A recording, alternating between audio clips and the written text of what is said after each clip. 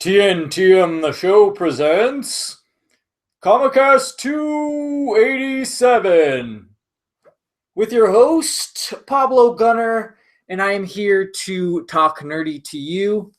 I hope JD doesn't mind, but he's not going to be here this week and maybe for a while due to his father's unfortunate passing.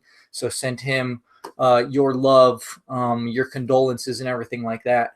But anyways, like I said, I'm here to review comics.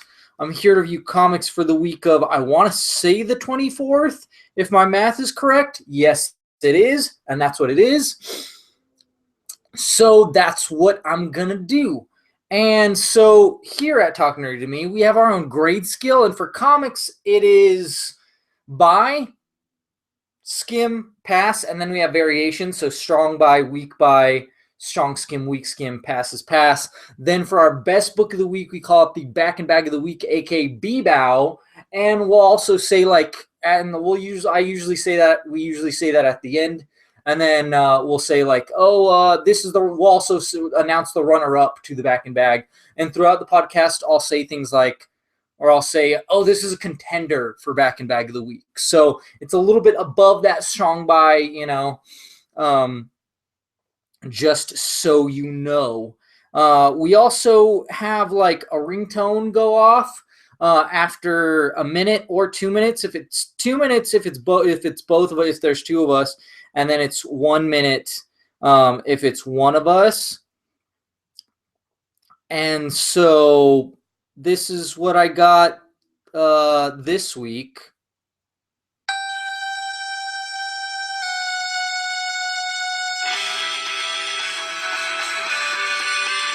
So if you know what it is, tell me. I'll hook you up with a free digital comic.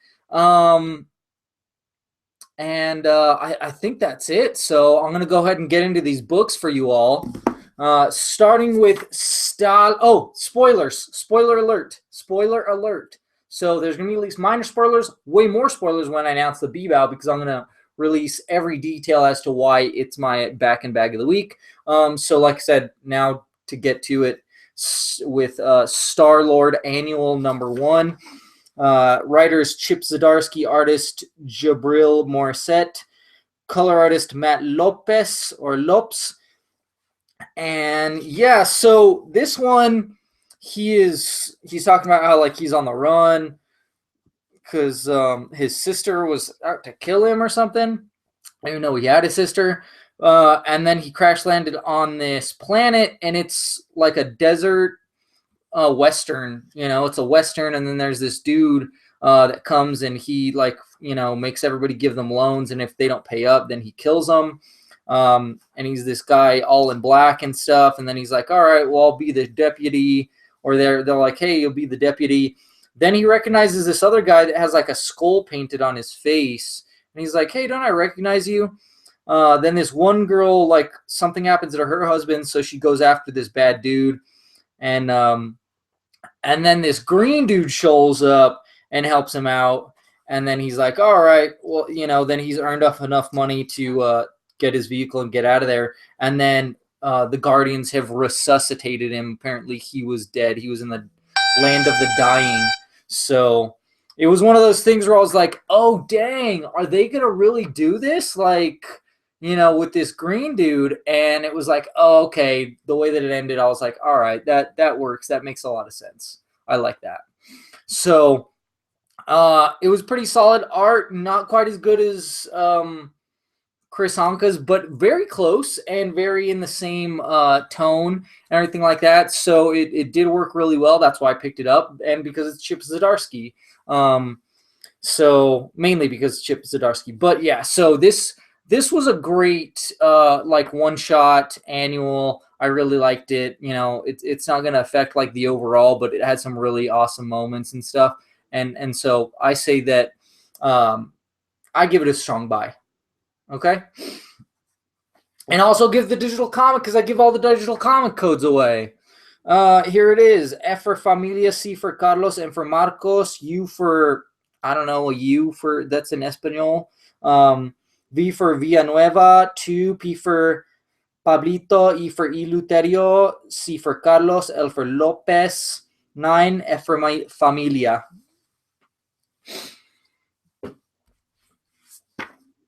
On to the next book. It's Ben Reilly, The Scarlet Spider, #2. Writer is Peter David. Penciler is Mark Bagley. Inker John Dell. Color artist Jason Keith.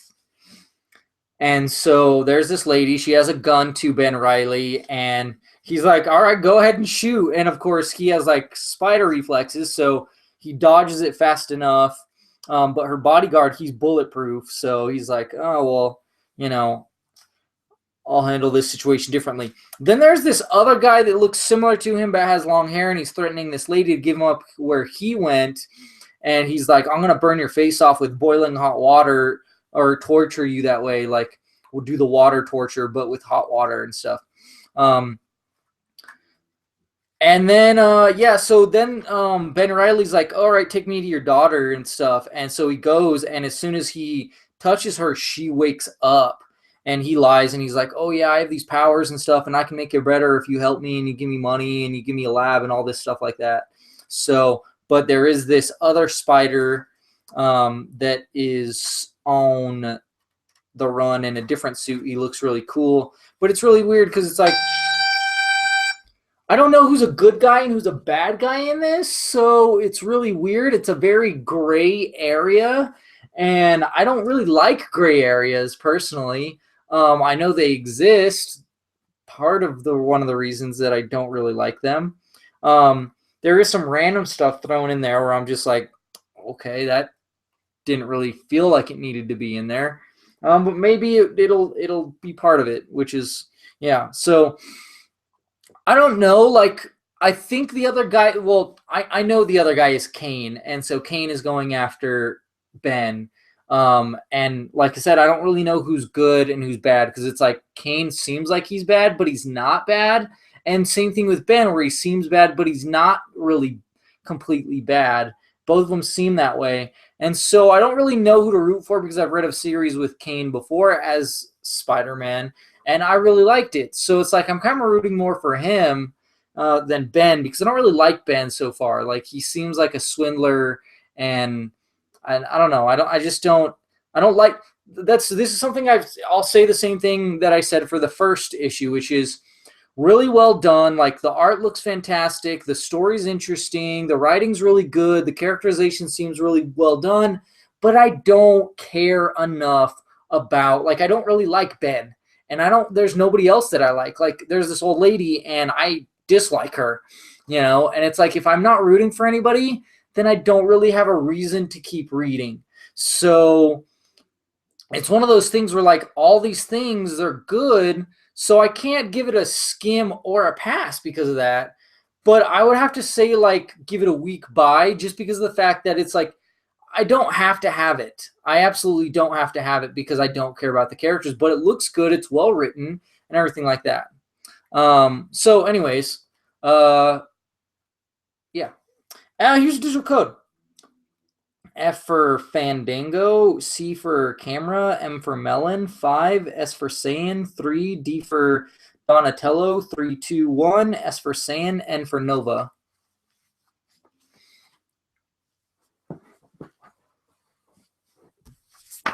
Next, it is All New Guardians of the Galaxy #2. Writer Jerry Dugan or Gary Dugan. Artist Aaron Cooter. Color artist Ives Vorsina. And so this one, they're breaking into this fortress of the collectors, and they're like, yeah, it's crazy. It has this crazy defense system, but on top of that, like, if you're in it, like, it moves around if it discovers you, so you can't go out the same way that you came in. And so that's exactly what happens. But it's gross. Like, someone brings them this thing for the collector, and they have to hide in its crap. I mean, mind you, they're in suits, but it's still gross that that's what they did to get in undercover. Gamora is like on a path, and I love it. I love this because it is Drax is slowly starting to give way to to his not being the destroyer thing, and so it works out pretty good. I like it. And then at the end, it just randomly goes to this Groot thing again. So it doesn't look good for our Guardians of the Galaxy. But it is getting, I feel like it's getting better. It is getting more interesting. I feel like, I don't know what it was, but there was something about the art I didn't like as much this time around. I don't know why. I think maybe because it wasn't as colorful of a setting, maybe, or something. I don't know, because it just felt like a lot more fun and upbeat in the last one, despite. I don't know, and I'm not really liking the way Starlord looks, like especially his hair. But anyways, so yeah, I'm really not sure if I'm going to keep picking this up at this point, because I'm not absolutely in love with it, but I am still enjoying it. So that being the case, I do give it a buy. Like I said, it looks great. I like where it's going and everything like that. But like I said, I'm not absolutely in love with it. There's some things that irk me, and so I'll pick up the next one and I'll skim it, and then based off of that skim, then I will get it or not. So, but like I said, this one's a buy. Here's the digital code. F for Familia, Z for Zorro, M for Marcos, E for Eleuterio, G for Guillermo, T for Tomas, M for Marcos, H for Humberto. I try to make it sound more H-y so that you would know. J for Juan, R for Rigoberto, P for Pablito, and Y for Yucca.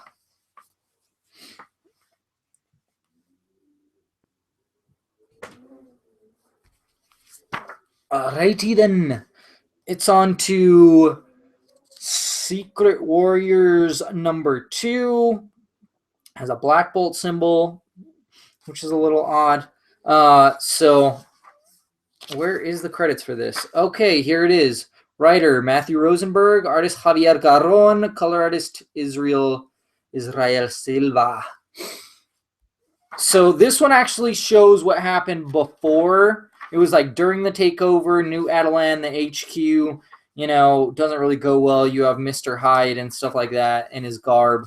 Then it shows now the Inhuman prison camp, New Jersey, and stuff like that. Then it goes back to Philadelphia after the takeover, and it shows how Inferno ran away from helping his friends and stuff. And so it establishes that, because in this next one they have this lady getting attacked, and he's like, we have to help this person. Oh, well, it turns out this person it's weird though, because it's the Howling Commandos, and so, but they're part of AIM, which is part of Hydra, so they're kind of evil, so you see them go up against them and everything like that, and and you see Inferno burnt out and stuff, and they're looking for the X-Men, which is an X-Men team we haven't seen yet, the Astonishing X-Men. So that's kind of weird that we haven't seen the Astonishing X-Men yet, but it might be like, hey, maybe this is how the introduction of the Astonishing X-Men goes, because like I said, that comic hasn't come out yet, and so we'll see how that goes. And it seems like people that are just kind of maybe trying to stay under the radar. I'm not sure exactly. So yeah, it's interesting. This is another one I'm not absolutely in love with, because once again, like, the characters, I'm not in love with them. It is solid writing. The art is solid too. At times, like, the art seems a little weird or a little off. It's not in, completely, I don't know, it's just a little off sometimes. So it's another one. Like I said, it's not, it's well done and everything like that, but like I said, I'm not in love with it. The moving around in this one didn't work as well as it did in the previous issue either. So yeah, I'm gonna give this one. This is another one. I'm gonna give it a weak buy. Like I said, I don't absolutely have to have it art a little off. Not as good as the previous issue. So yeah, and here's a digital code. F for Famicom, C for Camera, M for Mech, 4, E for Evolution, V for Vegeta, D for Donatello, M for Mech, C for Camera, 4, X for X-Men, 3.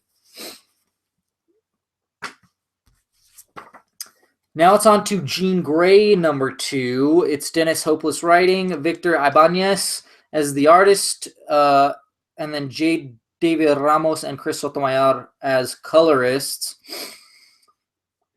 And so this one, Jean like goes to the Xavier school, and she's talking to everybody, or she's talking to a lot of people.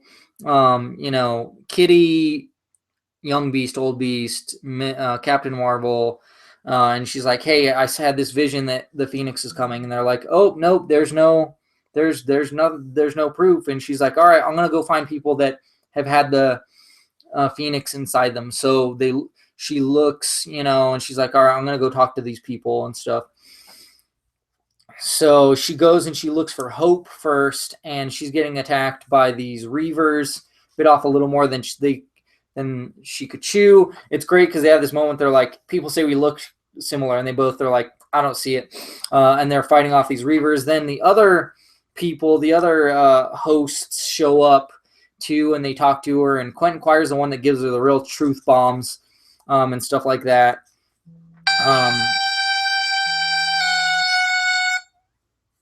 Whereas Prestige is the one that's like, no, it's not completely evil. It saved me. And it's like, well, I'm not in the situation that you were and everything like that. So, and then she's like, all right, I'm going to go look for someone who will help me then. And so she's going to go find Namor because he was also a host. So, yeah, I loved it. It was really great. It was fantastic. I want to see more stuff like this. Art was, you know, wonderful. Loved everything about this book. It was superb. I don't know why, but I felt it was like the 3rd or 4th issue because it was just like, it seems like it's done so much in such a short time. So anyways, I give it a strong buy, and I would say it's a contender as well. You know what? I am going to give this code away anyways. Here we go. F for Familia, Z for Zorro, M for Marcos, 8, 7, V for Villanueva, 3, 0, A for Alamos, 2, G for Guillermo, and 4. Now, on to The Dying and the Dead, number 4. This book hasn't come out for a really, really, really long time. It's been super long. I feel like it's literally been about a year. I don't know if it's actually been that long, but it feels like it's been that long. It could be more like 6 months, but it has been it could be 6 months to a year that it hasn't come out. Like I said, this is number 4. It's Jonathan Hickman as the writer, Ryan Bodenheim as the artist, Michael Garland as colors, Russ Wooton as letters. And so it sucked me right back in though. Like I like I said, I hadn't read it in a long time because it hasn't come out in a long time.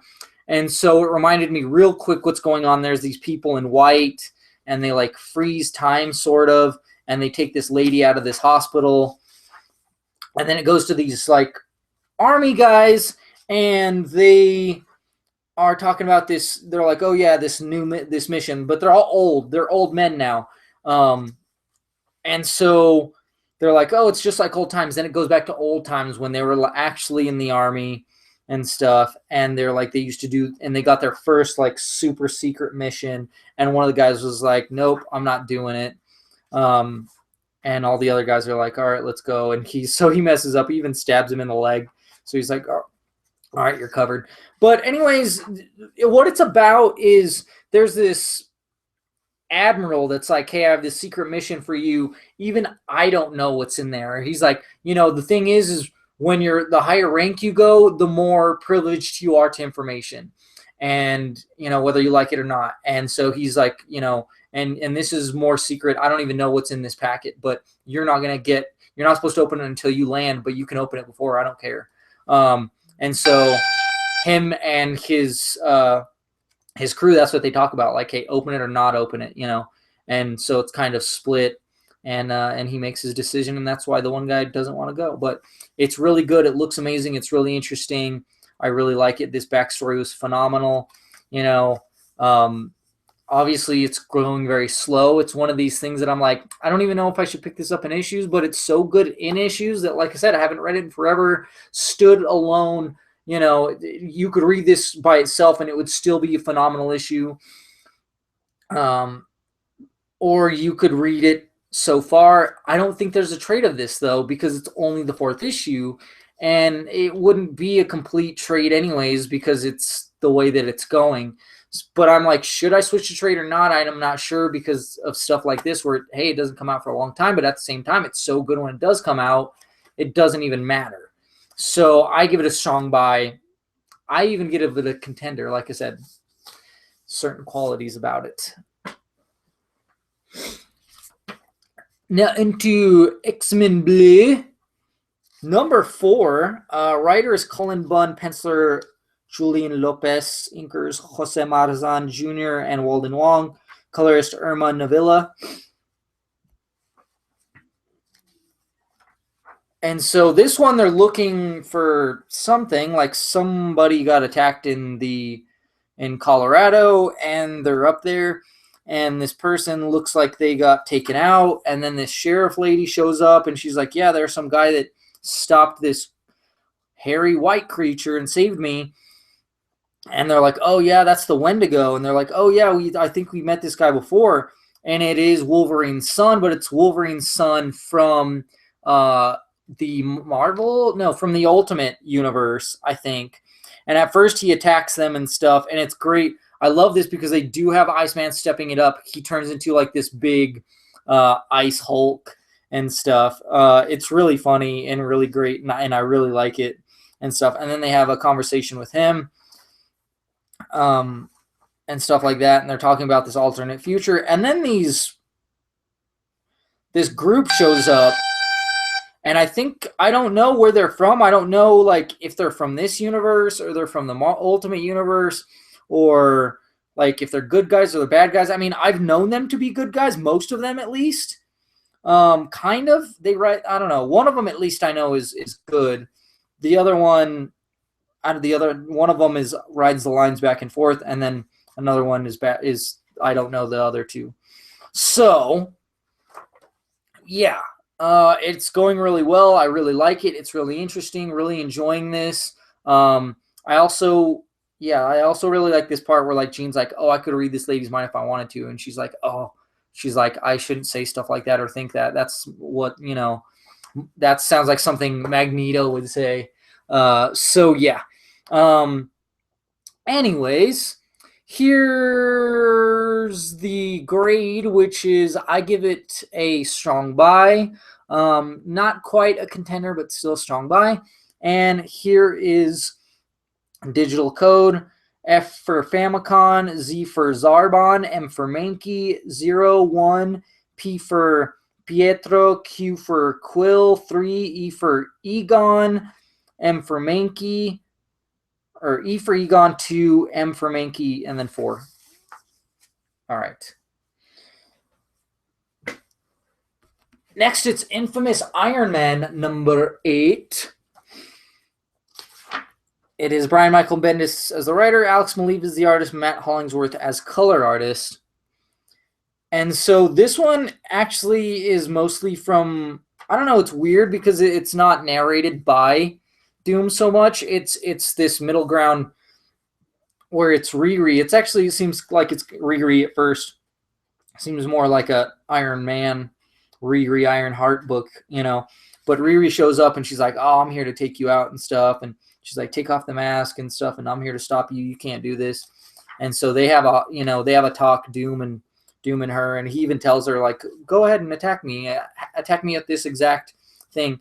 And so he's kind of like on a vision quest, and so that's why he's having her do it, because it like snaps him into this mode that like makes him see a vision of the future of this. It looks like a Sorcerer Supreme, but who it is really crazy.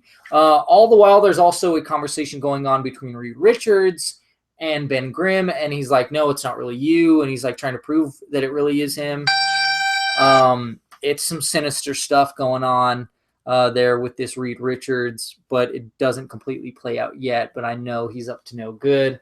So yeah, I like it. I don't know. There was really weird with Riri in there at first. I don't know. It was just like a little off-putting. I don't know what it was about it. And then on top of that, like, I don't know. I feel like the art was, I don't know. The art felt like it was slightly off too. I don't know what it was though. And that's the thing is like maybe it was the tone because it was Riri. It didn't really fit. I'm not sure, but it was still a phenomenal issue. In that the ending blew my freaking mind, and it was freaking awesome. I'm not gonna spoil it, but yeah. So that's what made it a strong buy. But it's also one of those things that something slightly off about it. So I'm not gonna give it a contender, but it's still definitely a strong buy. And here's a digital code. F for Familia, Z for Zora, N for Marcos, K for Kilo, V for Villanueva, U for, I don't know, Ugly, D for Diego, A for Alamos, P for Pablito, B for Barrio, J for Juan, Y for Yucca.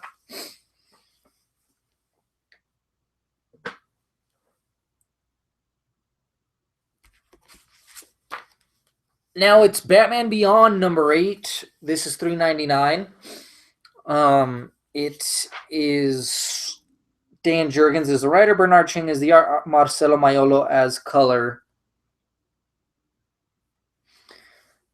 And so now you find out why that suit is so bad, because he's like, oh yeah, and I thought it was going to be like, oh, it puts too much strain on your body, and it does, but in a different way. Well, he put an AI into it so that it pushes himself beyond, like, so he can't feel pain, and he just keeps on going and going and going and going until the mission is complete.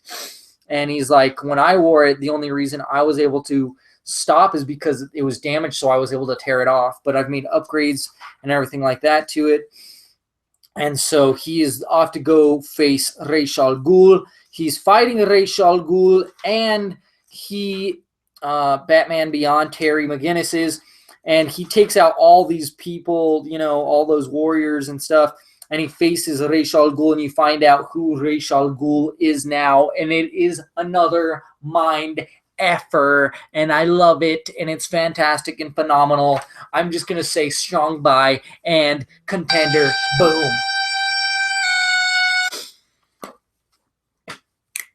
And that means that it is time for a commercial break, because it's about halfway point, maybe, sort of, kind of. And I'm going to talk about Gamers Anonymous. Gamers Anonymous, okay, we've been doing stuff for Gamers Anonymous for a long time. I want to say since 2011 we've been promoting for them, because they're just a great place with great people that run it. Now it's a little crazy because it is run by like 2 different people. There's the east side and the west side, and they're owned by 2 different. They're owned by different people.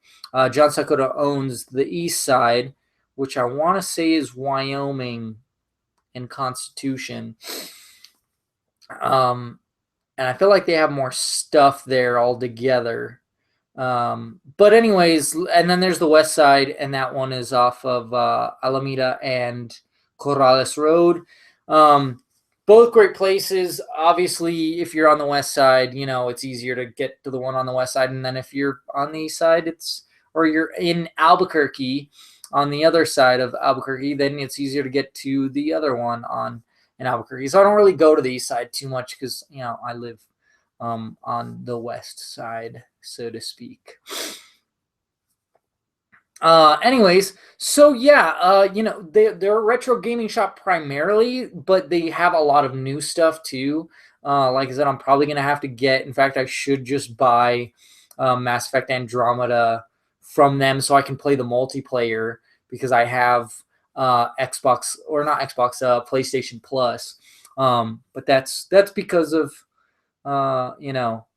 JD and his lovely wife hooked me up. But anyways, Yeah, so and they do all kinds of activities. They have Friday night movies, which is really cool. I don't know. They had The Room the other day. I've heard of it, but never seen it, and it just I don't know. But it sucks because every time I don't know, it just seems it sucks because it's like when I want to go, I can't go, and then like I never have those as my days off, so I can't go to those. And then they also have all kinds of gaming stuff going on too. So, but yeah, phenomenal place, phenomenal people running it. They give you great discounts. They have a wonderful reward system that's really great. I need to swing by there actually because they gave me like a birthday reward thing, so I need to check that out. And I need to talk to those guys. I need to get the nitty gritty on the who, where, why, when of the splitting. The East Side, West Side, Gamers Anonymous, Super Gamers Anonymous, Super being the West Side one. So yeah, hopefully I can do that someday and talk to those peeps. That would be super. But for now, make sure you follow them on Facebook. Also be part of their community group. They do giveaways for digital codes of all kinds of different games, 3DS games, Xbox games, PlayStation games, all kinds of different codes, Steam codes even. So any kind of gamer that you are, they'll have it for you. Like I said, they have new stuff, they have old stuff, and they're just phenomenal to do business with them, and that's why I love promoting for them and everything like that. So yeah, check them out. I'm going to get back to books, okay? And I'm going to start with Teenage Mutant Ninja Turtles Universe number 10. This one's $4.99. I actually, so yeah, writers for the first story, writers Sophie Campbell and Bobby Curnow, artist Pablo Tunica, and then the second one is story and letters by Sophie Campbell. Anyways, I actually missed the previous issue, and it was this giant toad dude where Angel and the Fox, they get stuck in this party place with this giant toad, and they're like, "Oh, you've probably met my relatives," and he was talking about the Rat King, and then I want to say I don't know, the other lady that's evil. So anyways, they're now stuck in this place, and so they're like, all right, well, what's the easiest and best way to get thrown out of a party? And they're like, oh, let's get into a fight. So they start and they're fighting, and he's like, you guys are the worst. I'm trying to have this awesome party. Get out. And then she's like, oh, hey, now we have the location of the suit. And she said that the toad said that the brother and sister are going to be there, so we can spy on them. And then they just have this, it's so cutesy where Pepperoni is having a nap, this little dinosaur they have, and everything like that, and then wakes up and runs off with a sigh. It's just freaking great and just cute and adorable. The art it's fitting. It's a little off-putting and it looks a little weird and odd. It works really well sometimes. Like I feel like with people it doesn't look so good, but with creatures and stuff like that, it looks fantastic. So yeah, it's pretty solid, but at the same time, I'm just kind of like weirded out about things because I'm like, why are they doing these random offshoots when they could be doing something that means something? Like, not to say like, oh yeah, your story doesn't mean anything, but in the overall arcing of things, like you could really, I've always felt like, oh, you could be doing the space stuff on the side, or whatever, while the main story is going on. Like you can see how that stuff is brewing, until it fits into the main story. This title doesn't feel like a good use of the TMNT property at this point. Like there's things they slip in, like just like this, where they're like, oh, we can spy on those people. Okay, well, yeah, when it comes into play, it'll make sense. But if you didn't read this, then it won't make sense to you because those things have happened where they're like, oh, that was in that other book, and so you do kind of have to read them, but you don't absolutely. I don't know. It's really like a weird middle ground. I love Turtles. There wasn't really too much Turtles in this, and actually, it's the universe. And that's the thing too, is I would be fine as long as they have other characters that I actually care about, like Mutanimals, Bebop and Rocksteady, the aliens, the Krang, all kinds of different stuff like that. But they haven't been really. So it's a little disappointing of a title. It has been off and on. So yeah, I don't know. It's I'll give it like a week by.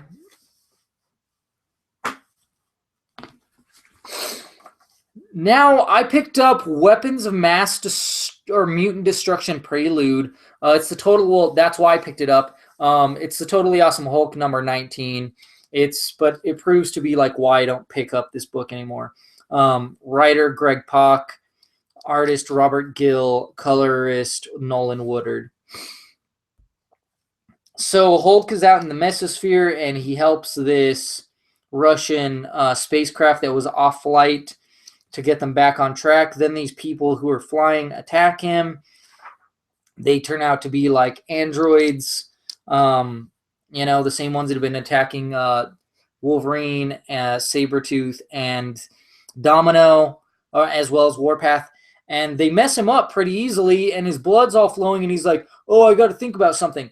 He tries to destroy his blood. They're like, oh, you guys want my blood? I'm going to destroy it. And so they seem like they get some of it and stuff, and then he destroys them. He's like faking dead and stuff. And then they crash, and when they crash, he goes to find, the Weapon X crew and stuff, and he's like, oh, yeah, they're just robots, so they're not people, so we're not really killing them and stuff. But, yeah, it's one of those things where, like, I read it, and I go, like, he's like, Amadeus is like, I'm the smartest Hulk there is, and the smartest and strongest. And it's like, you're not the strongest. You're not the smartest either. That there has been. Like, now you are.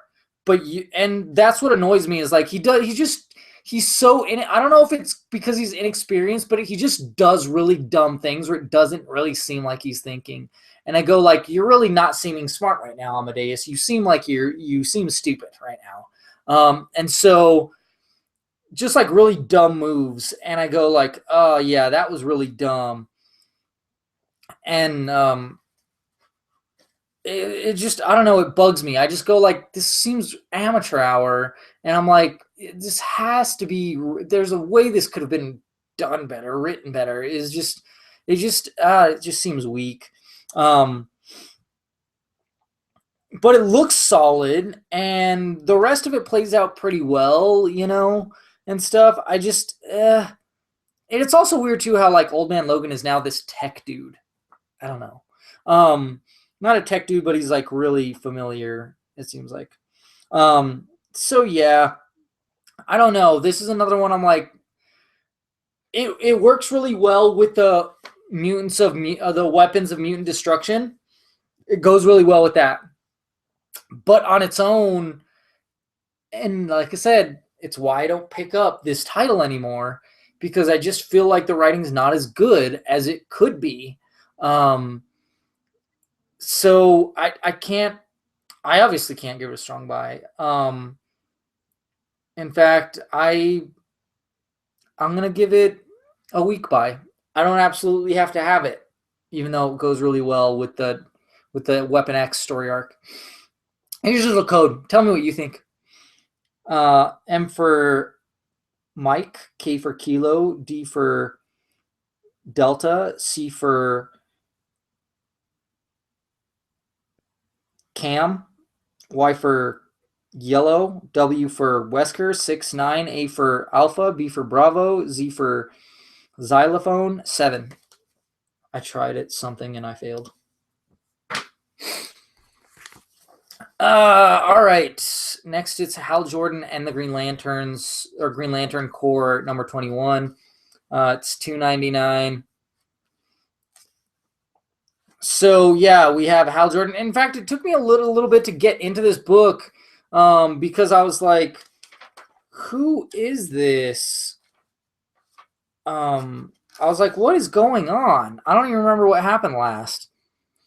So yeah, it's Hal Jordan. They're in this jet. He's with what's his name? A time traveling dude. And then the crew, they've given up their rings and they're like, oh, our constructs don't beat them, so let's beat them just regular and stuff. And so, you know, they fight them just like hand to hand and stuff like that. And then, you know, this red guy is like, yeah, you can't beat me, whatever. I don't know. And anyways, Hal Jordan is trying to figure out. He finds this gauntlet, you know, while this other person is protecting him with this barrier ring and stuff. He gets it, and I don't know. I don't know. I just feel like, and there's parts where like this looks phenomenal, and then there's times where I'm like, man, that was weak. Like that was a weak way to use the constructs. Like, oh, you had like Hulk arms, you know, and then this other part, like the best part was the ending part, which was the reveal. I'm not gonna give up. The rest of it was just like it was okay, and I feel like it was mostly due to the art because I just felt like the art was kind of weak this time.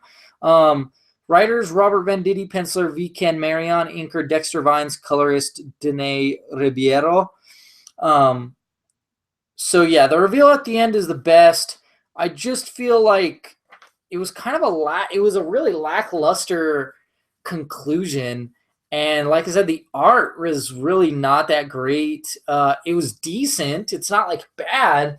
It's just inconsistent and parts where I'm like, like I said, I've seen it better, and especially on such a good title, it's sad to see it, you know, the art kind of fall to the wayside. I'm gonna give this one a weak buy. I feel like you honestly could probably skip it and be okay. You know, like just pick up the pieces in the next issue. I don't know, but like I said, if you have the money, whatever, you have the time, go ahead and buy it. That's what a weak buy is for. You know, so yeah. Next, it's Venom 150. This is one. It's the 150th issue. It's $5.99, and so yeah, it starts off, and Eddie is now he's back with the symbiote, and it's weird because like the art looks really odd. Like sometimes it looks really really awesome, and sometimes it looks really really odd and really off and weird, and other times it just looks freaking awesome and amazing, and it's crazy. Like so the symbiote wants to do good, so they go out and they're like they stop these bad guys and stuff that are breaking into this bank. Then they go to this hospital, or not hospital, this church, the same church actually, and there's this priest, and he's like, oh yeah, you know, sounds like you shouldn't be with this thing, you know. And so symbiote is like hates this priest because of that. Then you have the Scorpion in his suit shows up, and they fight him and stuff like that, but he gets hurt really bad, and then they show up at the hospital. They show up at the church again. So that first one, the writer was Mike Costa, artist Tradmore, color artist Felipe Sobiero. Like I said, art inconsistent. Now the second part was about how Flash Thompson lost the symbiote. It was how, you know, it got tired of being attacked. They got separated. He wasn't able to find it and stuff like that. And then, you know, pretty much all the story leading up to how it got to this bad guy, which was pretty solid. Then there's this flashback, and I'm not exactly sure if it is a flashback. It looks really, really amazing, or if it's a new story that looks like a flashback because it's David Michelini as the writer, Ron Lim as a penciler, John Luce as inker, Lee Loweridge as color artist. But it's really interesting. It's really awesome. This does show where it's like a moment where Venom has like a superhero moment, but they think he's a monster, so he gets pissed off and attacks them. Overall, I'm really conflicted about this because the thing I have to say most about it is it's inconsistent. It's inconsistent as hell in so many ways. Like the art, but also just with the story. Like I feel like they could have done the Flash story as as the number one issue, and they didn't have to wait this long. And it pisses me off that they waited this long to do it. The art is very, like, sometimes, like I said, it looks really great. It looks superb. It looks phenomenal. You know, it looks awesome. In some parts, you're like, that's weird. That's off-putting. I don't like that. The last part was probably the best part, which, like I said, I don't even know if it's new and they got the original people to redo it, or they just, redid it like it's a re-release. But that was probably my favorite one. It really makes me want to go back and read like old Venom is what it does. So yeah, I don't know. I am very conflicted. I will give it a buy, and that's the best I can do for this.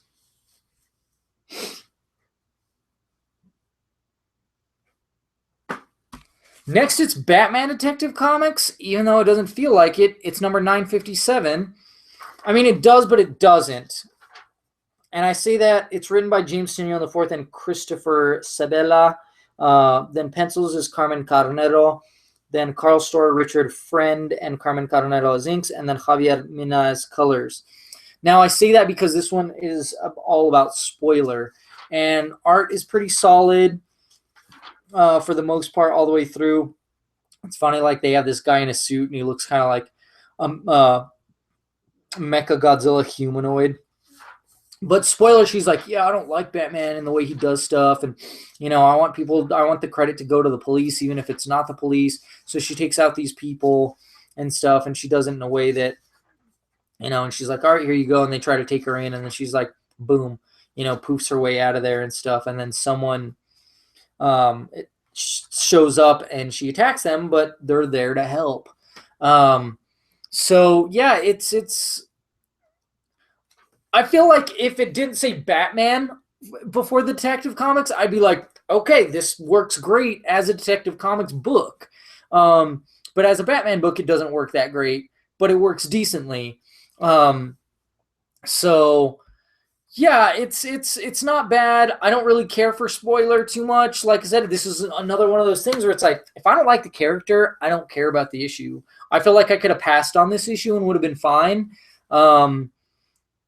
And that's it. Like I said, I don't really care about the issue. It wasn't monumental. I don't know where it's going to lead. The way that it ends, I don't know if I really care that much. So I feel like you probably could pass on this one and just skip to the next issue, but I'm not exactly sure. But I don't feel like this is another one. It looked pretty solid, but it didn't really do much for me, and I don't really care for the characters, so I'm going to have to give this one a week buy. Like I said, don't absolutely need it, but if you got the money and the time, why the heck not? Now it's on to the last book, which is Superman Action Comics 980.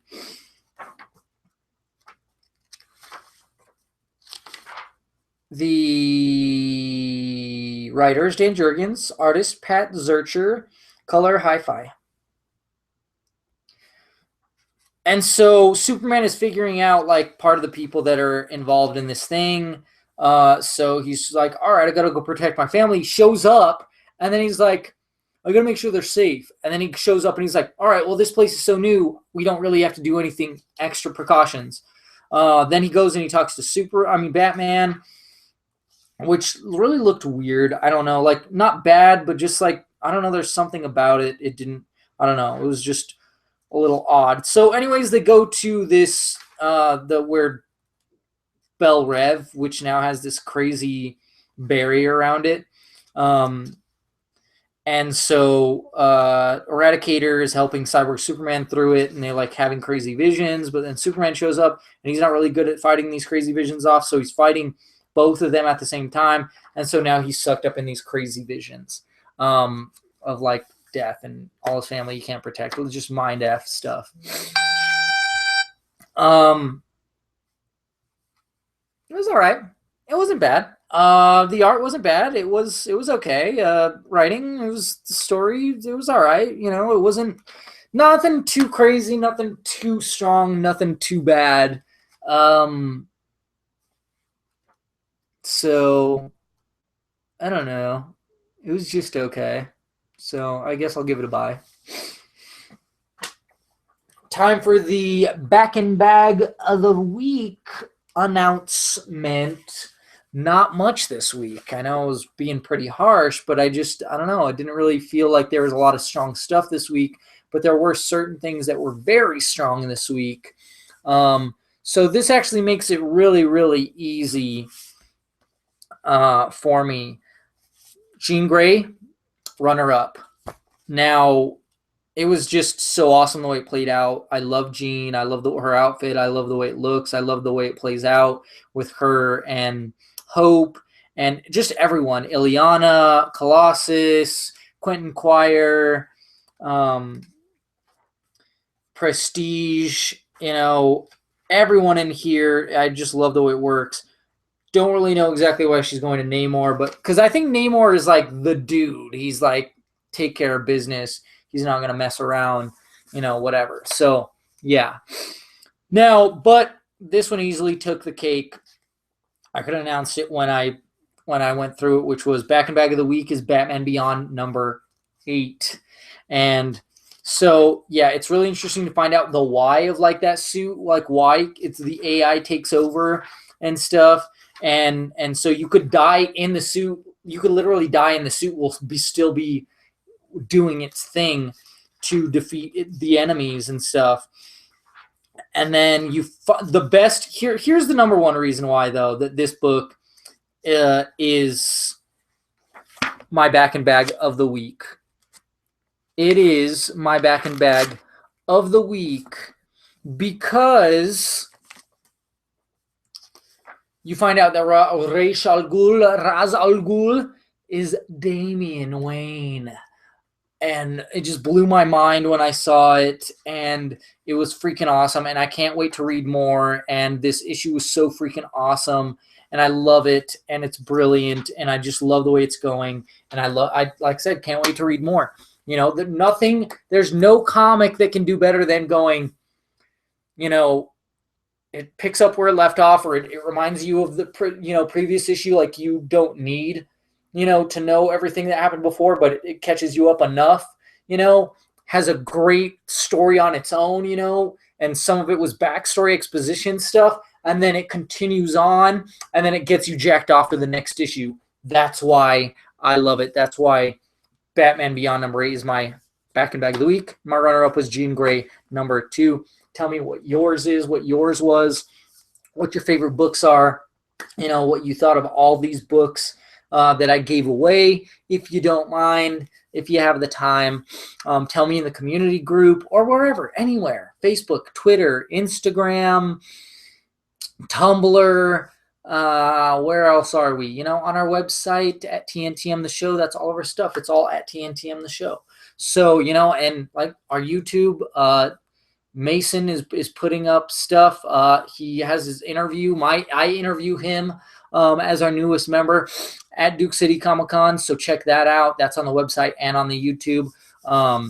So I know I've been slacking on posting videos. I know I didn't post a video for Albuquerque for Albuquerque Comic Con or for SabakuCon for multiple reasons, mostly life. I'm tired as hell. Like Graveyard is really getting to me. Just mostly sleep. I've been catching up on sleep, and that's mostly the reason why. But also, I'm kind of like Albuquerque Comic Con. I'm like scrounging for content. Like I said, I can maybe do like 2 videos at the most if I try, and that's it from Albuquerque Comic Con, and then I'm done. So. And then SabakuCon, I'm also having like some editor's block and stuff for that stuff. So that's another reason why I haven't really messed with that. But mainly because I just haven't had the time. I've been really tired. So getting caught up on sleep, and it was other stuff. It's like my birthday is on Sunday. So, and it's very like I don't have it off, so I'm kind of trying to do stuff for my birthday before it on my days off or after, and it's a mess. Birthdays, they're the worst. No, that's not true. But they can be. Depends. So yeah, that's it for me. I'll shut up. Like I said, you can check all our stuff out at TNTM the show. Talk nerd to me. I'll talk nerd to you. And make sure that you keep your eyes hungry for comics.